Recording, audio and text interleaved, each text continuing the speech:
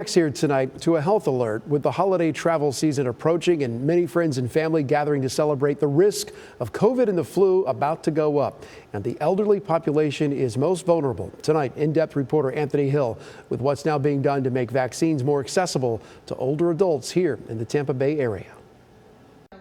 5 to 1. Nice. Growing older doesn't mean you stop embracing life or seeking friendships. Oh, good hand. But it does mean you sometimes have to do more to protect your health.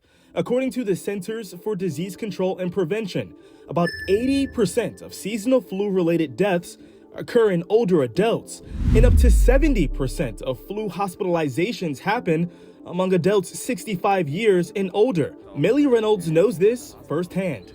I caught COVID before they even knew what it was, and there was no vaccines, no nothing for me.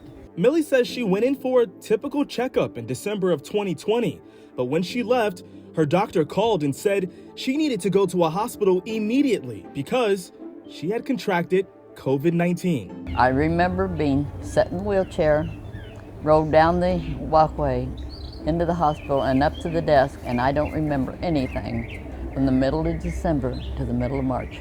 It was upsetting, because I love her a lot, and I just, we get along really well. So it's one of them trying times in my life that I had to go through. In fact, about 90% of the deaths during this year alone are among those 65 and over. Kathleen Cameron is with the National Council on Aging, and she says older adults are more vulnerable because many have chronic health conditions and deteriorated immune systems. Well, the good news is that the costs associated with the vaccines have been eliminated through a law that was passed last year. That law is President Biden's Inflation Reduction Act.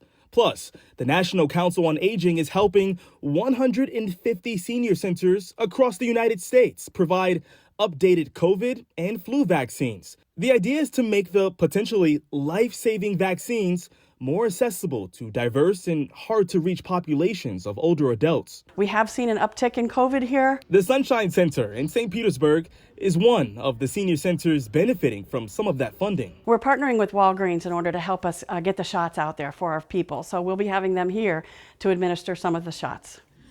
The only problem is I'm old enough to be her mother. As for Millie, well, she just wants to live her life to the fullest with her friends and husband, which is why she's doing everything she can to protect her health. Oh yes, I have gotten every booster that needed to be done. And a message to her peers on why they should get vaccinated against COVID and the flu.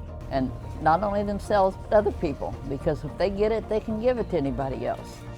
And I've posted a link on abcactionnews.com where you can search for your nearest vaccination site. In St. Petersburg, I'm in-depth reporter Anthony Hill, ABC Action News.